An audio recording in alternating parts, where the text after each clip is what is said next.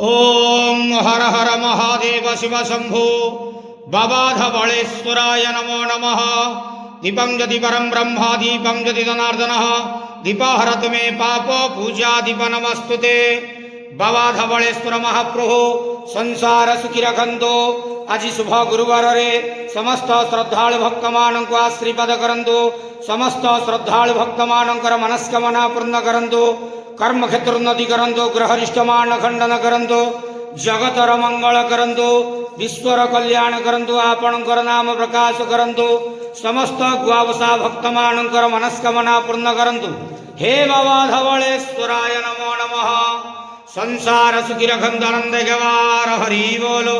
आज शुभ गुरुवार रे समस्त श्रद्धालु भक्त मान को आशीर्वाद करंतु आनंद गवार हरि बोलो। बाबाधबलेश्वराय नमो नमः। ओम नमः शिवाय।